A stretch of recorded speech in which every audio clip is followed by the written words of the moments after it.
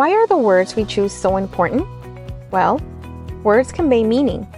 The words we use reflect our values and our beliefs. That means words not only have a dictionary definition, but they also have social significance. The tricky thing about words is that their social meaning can change. When it comes to the words used to describe disability, we can put these changes in action. Let's take the term mental retardation, for example. This used to be a diagnostic term if a child's IQ was below a specific level.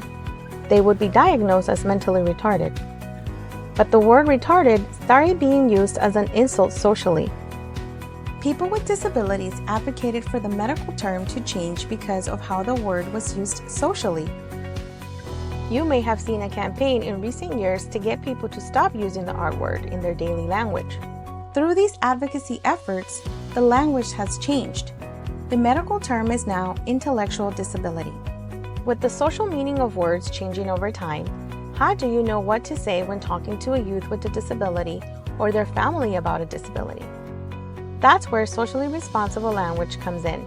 Socially responsible language is all about learning the preferences of the youth and family and using that as your guide.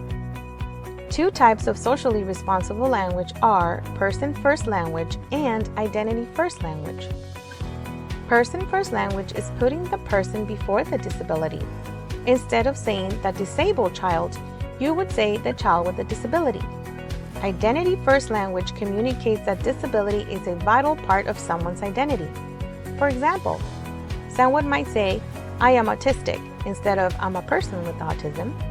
Identity-first language places value on the disability, and it mirrors how people talk about other kinds of characteristics. It would be awkward to say, "I'm a person with brown eyes." You would simply say, "I have brown eyes." Whichever type of socially responsible language someone may use, you can mirror it.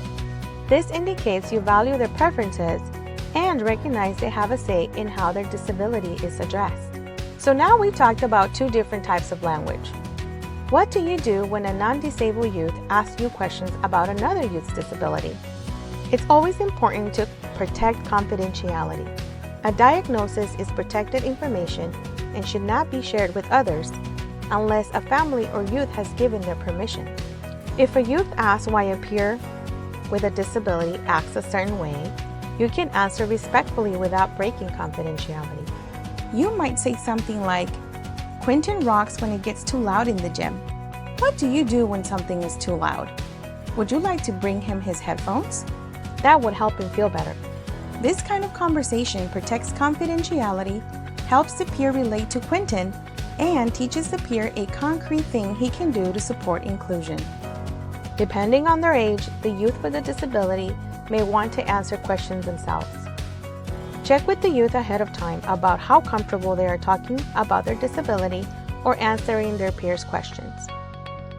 Remember, the words we choose are important. When you practice socially responsible language, you are supporting inclusion.